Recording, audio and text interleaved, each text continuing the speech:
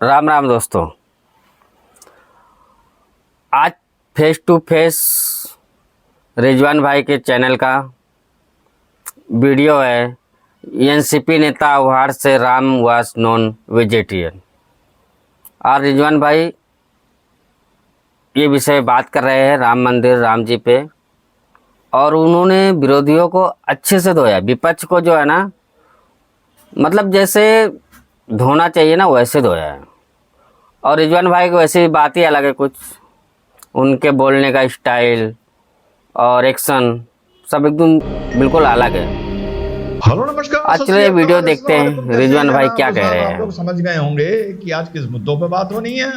दिग्विजय सिंह ने जो बकवास करी और एनसीपी के नेता ने जिस लहजे से एक धर्म की थियोलॉजी को या रिसर्च को जिस लहजे से बोला है, अरे राम क्या खाता था, यू नो दैट वे, उससे ही पता चलता है कि इनके बारे में क्या श्रद्धा है। तो पहले सुनते हैं कि माने दिग्विजय सिंह जी ने फिर से अपने मुंह से क्या बका। अब ये तो नहीं बोल सकते क्या बोला, तो यही बोलना पड़ेगा क्या बका। जरा सुनिए। पहली बात तो यह है कि जिस रामलला की लड़ाई पर, मूर्ति पर सारा झगड़ा हुआ, वो मूर्ति कहां है?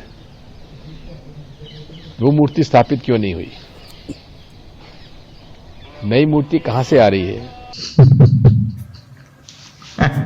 बुलाया नहीं गया तो चिढ़ इतने बड़े नेता के चेहरे पे नजर आ रही है। और क्या बोला, 1949 में जो मूर्ति वहां पर बरामद हुई थी, जिस पर एफआईआर हुई थी, जिस पे एक स्कूल ऑफ थॉट ये कहता है बरामद हुई थी, एक कहता है प्रकट हुई थी। बरामद होने का मतलब कि वहां पर उसको रखा गया था। तो अब साहब चिढ़ के, पहले तो कह रहे थे सोनिया गांधी जी बड़ी एक्टिव है, बड़ी पॉजिटिव है, लेकिन अब चिढ़ गए हैं। तो चिढ़ के ये बोलना है कि साहब वो जो मूर्ति थी वो कहां है, उसको क्यों नहीं लगाया जा रहा, नई मूर्ति कहां से आ रही है। यार ये बेगानी शादी में ये अब्दुल्ला क्यों दीवाने हो रहे हैं यार। अरे मेरा अब्दुल्ला से मतलब बिल्कुल अब्दुल्ला नहीं है, ये एक मुहावरा है। क्यों बेगाने हो रहे हैं, क्यों ये अपना मजाक उड़वा रहे हैं, क्या इनको मतलब है। अरे कोई सवाल पूछे तो कह दो भैया हमें जब जाना होगा हम जाएंगे, जब हमें प्रभु राम बुलाएंगे हम जाएंगे, बात खत्म हो गई। जवाब देके निकल दो, ये काहे अपनी फजियत करवाते हैं। इस मूर्ख को ये नहीं मालूम कि जो मूर्ति माना जाता है कि 1949 में दोनों बातें लेके चलूंगा वहां पर प्रकट हुई थी, और ये भी माना जाता है एफआईआर हुई थी कि वहां पर दास द्वारा रखी गई थी, एक कंट्रोवर्सी को हाइप देने के लिए या हवा देने के लिए। रिजवान भाई इनको ना अपनी फजियत कराने में मजा आता है। वहां पर मजा क्यों ना है? जी हाँ, जब आप क्योंकि डिटेल इनको में पढ़ें, पर ये पढ़ते हैं नहीं, इनको सिर्फ मोदी जी बकना को है, फिर से लाना है। मोदी के खिलाफ और रामलला के खिलाफ कोई ना कोई कंफ्यूजन पैदा करना है। एक मंदिर में स्थायी मूर्ति होगी, एक अस्थायी मूर्ति होगी। स्थायी मूर्ति वहीं लगी होगी जो अचल मूर्ति होगी, और दूसरी जो एक चल मूर्ति होगी वो कोई वहां पर प्रोसेशन, यात्रा, रामनवमी के दिन इस टाइप से जो निकलती हैं वो उसमें इस्तेमाल होगी। तो यहां पर दो मूर्तियां हैं, एक बड़ी और एक छोटी, लेकिन कांग्रेस के नेता को ये बात नहीं पता है। और इससे पहले मैं एनसीपी के नेता के बयान पर आऊं, या एक काम कर लेते हैं, पहले एनसीपी का बयान देख लेते हैं, थोड़ा सा समझ लेते हैं, उसके बाद आप लोगों को राम मंदिर के बारे में बड़ी इंटरेस्टिंग चीज दिखाऊंगा। बहुत पुराना वीडियो था, मैंने देखा था, पर उसे ढूंढ के लाया हूं आप लोगों के लिए, तो देखिएगा जरूर। तो साहब एनसीपी के नेता ने क्या बोला, जरा ये सुन लीजिए। तब खाते क्या थे राजा राम, और राम क्षत्रिय था, तो क्षत्रिय का खाना ही मांसाहारी होता है। कंट्रोवर्सी क्या, राम का खाना क्या था? कोई बता देवे कि राम मेथी की भाजी खाता था। और इससे पहले मैं आगे बढ़ूं, एनसीपी के नेता के बयान तो आपने सुन लिया होगा, बदतमीज का कि क्या इस पर थोड़ी सी रिसर्च करके लाया। अयोध्या कांड में जाके देखो राम क्या खाता था। अयोध्या कांड में 119 चैप्टर हैं, 540 चैप्टर करीब पूरी रामायण में हैं, जो 6 कांड में बटी हुई है। 6 कांड को आसान भाषा में 6 किताब हम मान लेते हैं। तो 119 चैप्टर में 2 जगह मात्र मांस का नाम आया है। पकड़ के चलिएगा, एज अ लॉयर इस चीज को इंटरप्रेट करके बता रहा हूं, मांस का। और कई जगह फ्रूट और रूट्स और फलहार, इन सब चीजों का नाम आया है। पहला ये डिफरेंस समझ के आप चलिएगा। मैं ये नहीं कह रहा कि हिंदुज्म में प्रोहिबिटेड है नॉनवेज, हिंदुज्म एक ऐसा मानता है, आस्था है, जहां कुछ भी चीज प्रोहिबिटेड नहीं है, तुमको खुला छोड़ दिया गया है, तुम्हारे ईमान पर, तुम्हारे विवेक पर, तुम्हारी सोच पर और तुम्हारी अकल पर। तुम मानो तो भी हिंदू, ना मानो तो भी हिंदू, नास्तिक भी हिंदू, आस्तिक भी हिंदू।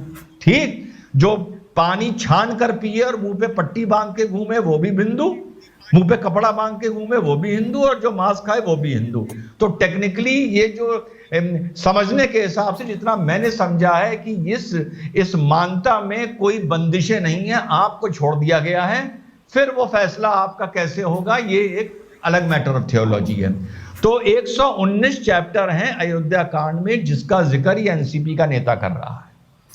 पढ़ा जब मैंने इसको, कल रात को मैं पलट रहा था, सर्च कर रहा था, तो मैंने उसको अपने हिसाब से इंटरप्रेट किया। जब बच्चा हॉस्टल में जाता है, पढ़ने जाता है, तो वो अपने माँ बाप से वादा करता है, मान लीजिए अब तो जमाना थोड़ा डिफरेंट हो गया है, वो ये कहता है कि मैं मांस, मछली, शराब, ड्रग से दूर रहूंगा।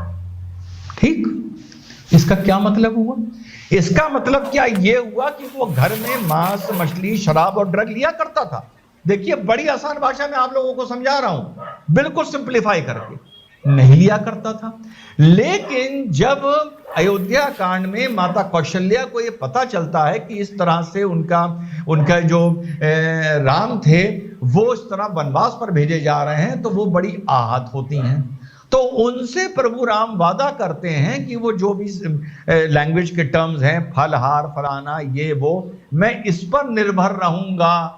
क्योंकि वो जंगल जा रहे थे, तो वो अपनी माता से ये बोलते हैं कि तू निश्चित रहे या तू सुनिश्चित रहे, मैं मांस आदि से दूर रहूंगा, मैं वहां इनका सेवन नहीं करूंगा।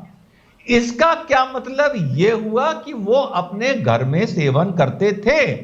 देखो भाई, मैं किसी को, हिंदू को प्रोटेक्ट नहीं कर रहा हूं कि हिंदू मांस नहीं खाते हैं, खाते हैं, इसको कौन डिनाई कर सकता है। ना मैंने ये देखा कि प्रभु राम मांस खा रहे थे या नहीं खा रहे थे। कहीं भी एक चीज स्पेसिफिकली, विविडली नहीं लिखी हुई है कि वो खाते थे या नहीं खाते थे। मैं सिर्फ अयोध्या कांड का इंटरप्रिटेशन एज अ लॉयर करके बता रहा हूं कि मैं अगर घर से जा रहा हूं और मां से बोल के जा रहा हूं मैं शराब से, मांस से या किसी चीज से, बुरी चीज से दूर रहूंगा, इसका मतलब ये नहीं है कि जब मैं घर में रहता था मैं मांस खाता था। पर तीसरी बार बता दूं, मैं किसी को जस्टिफाई नहीं कर रहा हूं कोई खाता था नहीं खाता था। और फिर एक आर्गुमेंट आता है कि जो सीता माता को अगर कोई मांस नहीं खाता था, तो सीता माता ने प्रभु राम से क्यों कहा कि जाके उस मृग को, उस हिरण को मेरे लिए लेके आओ। ये गलत इंटरप्रिटेशन दिखाया गया है। गलत इंटरप्रिटेशन दिखाया गया है कि प्रभु राम निकले और वो तीर लिए जा रहे हैं, किसके लिए? उस मृग को मारने के लिए ना। आइडिया ये था कि उस मृग को पकड़ के लाओ, मैं उसको अयोध्या लेके जाऊंगी, इसने मेरा मन बहा लिया है। फिर ये उसमें एक सजेशन आता है श्री लक्ष्मण की तरफ से, इफ आई एम रॉन्ग, मुझे कोई करेक्ट कर सकता है, पर जो मैं बता रहा हूं, पढ़ के बता रहा हूं, जिम्मेदारी से बता रहा हूं। तो लक्ष्मण जी ये कहते हैं कि मुझे ये डर है कि ये कोई छलावा है, कोई धोखा है। अगर छलावा या धोखा है तो इसकी हत्या, इसका वध कर दिया जाएगा। ये है वो स्टोरी। सीता माता ने ये कहा कि इसको मार के लाओ, ये चीज कहीं नहीं है। मैं किसी को प्रोटेक्ट नहीं कर रहा हूं, जो पढ़ता हूं वो ही बोलता हूं, चाहे किसी आस्था, किसी धर्म की बात हो। तो ये कहीं नहीं है कि मैं वहां खाता था और वहां नहीं खा पाऊंगा। सिर्फ इतना है, मैं वहां इसका सेवन नहीं करूंगा, और वो भी इतनी सरल भाषा में नहीं है जिस भाषा में मैं आप लोगों को बता रहा हूं। So this is the whole idea.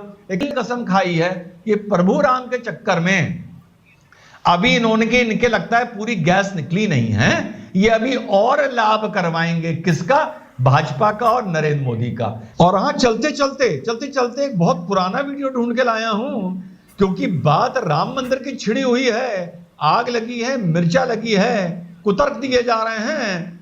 तो साहब, जो लोग कहते हैं कि राम मंदिर का फैसला सिर्फ आस्था के नाम पर दिया गया था, वो चलते चलते इस वीडियो को जरूर देख लें, और आप लोग भी देख लें। तो हाई कोर्ट के आदेश पर, जहां पर बाबरी मस्जिद स्थित थी, उसके नीचे की जब खुदाई हुई थी, तो उसके नीचे से क्या क्या मिला था, कुछ चीजें आप ये देख लीजिए जो मैं आपको दिखा रहा हूं।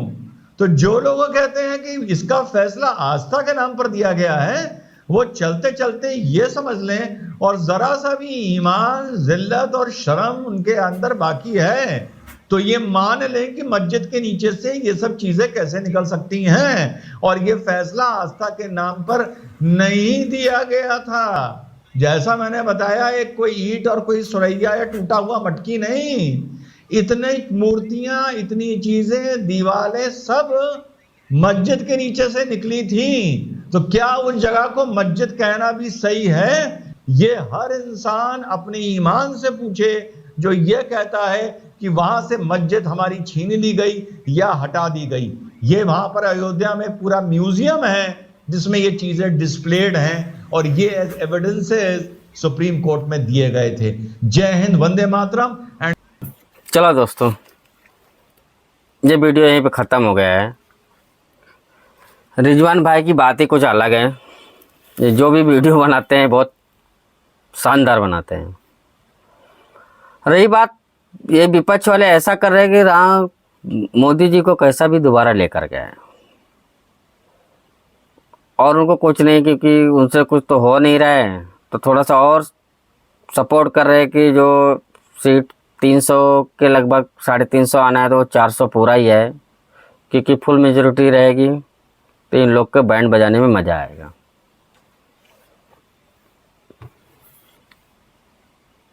जय हिंद, वंदे मातरम दोस्तों।